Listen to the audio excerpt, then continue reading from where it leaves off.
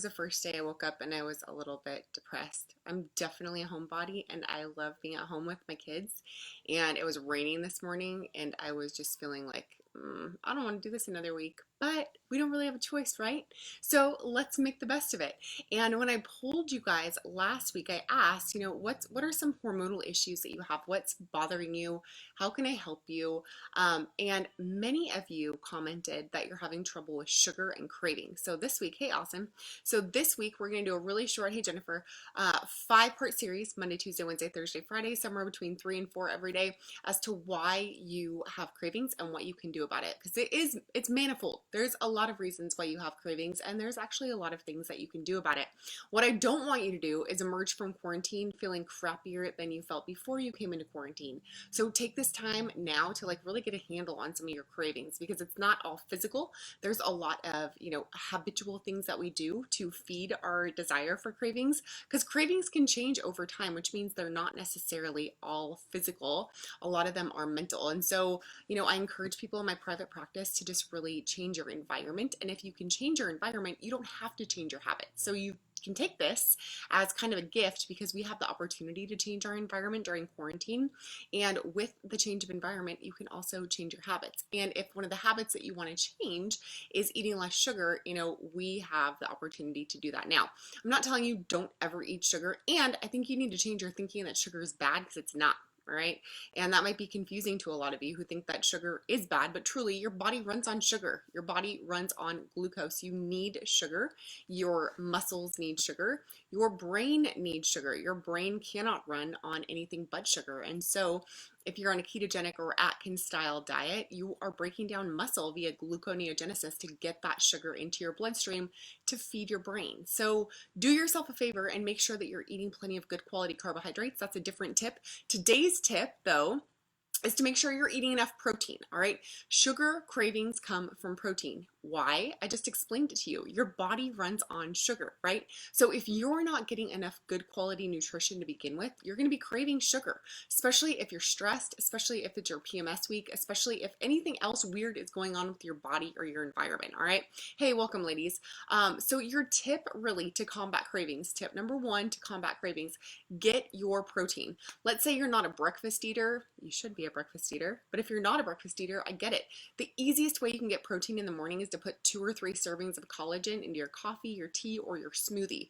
So 2 or 3 scoops or servings of collagen is going to be about 20 to 30 grams of protein. That's a shit ton of protein. And it's plenty of protein to get you through to lunch. All right, let's say you are more of a food person. I hope you are, or you should be, because your ancestors ate food. They didn't eat, packaged meals. They didn't eat stuff that came out of a tub. So, use collagen powder, but kind of use it in a pinch. If you have the opportunity and the desire and the means and the time to make breakfast, by all means, make yourself breakfast, right? One of my favorite breakfasts that my clients love as well, 2 full size, 2 large chicken apple sausages, Trader Joe's, Costco, Sam's Club, Walmart. Everybody has chicken apple sausage now. 2 whole sausages, a small avocado, a whole avocado, but a small one, and a cup of berries. That is going to set you back about 400 calories. If that, you've got about 30 grams of high quality protein. It's a lean protein, so you're adding a little bit of extra fat with the avocado.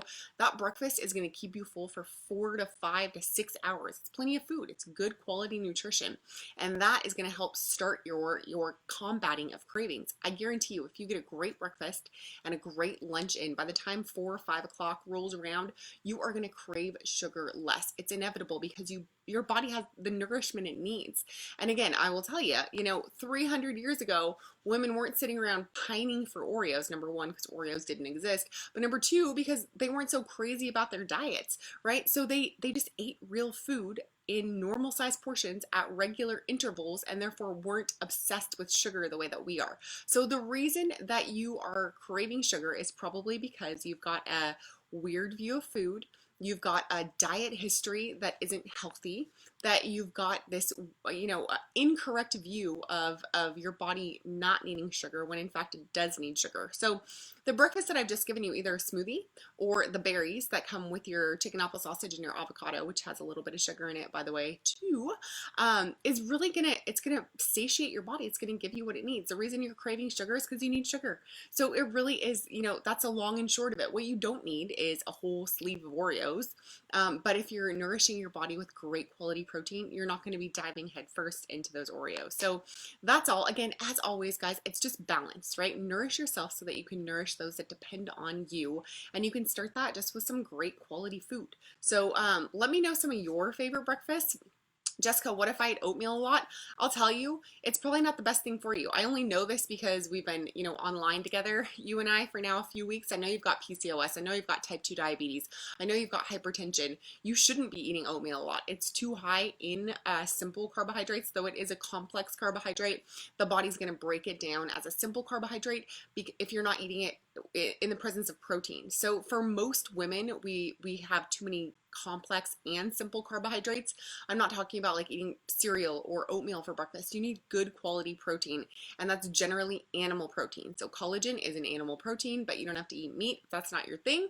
And if you are coming from more of a grain heavy breakfast, that's not the worst thing in the world if you're type A blood type and you're already lean. All right, if you're worried about your weight and if you're worried about your sugar cravings, do not eat oatmeal in for breakfast in the morning. It's not going to satiate you for the rest of the day. It can increase sugar cravings because it can increase blood glucose if you're already dyslipidemic, or you've already got glucose that kind of like, bounces all over the place. All right, your essential fatty acids are off, your triglycerides are off, your blood sugar is off. So you don't want to eat a breakfast that's all carbohydrates. It's not great for your blood sugar. It's not great for your triglycerides. Okay, so just for you and for anyone else who's dealing with any of the issues we were talking about last week, PCOS, you are going to want an animal protein heavy breakfast, just not too much of it in the portions that we talked about.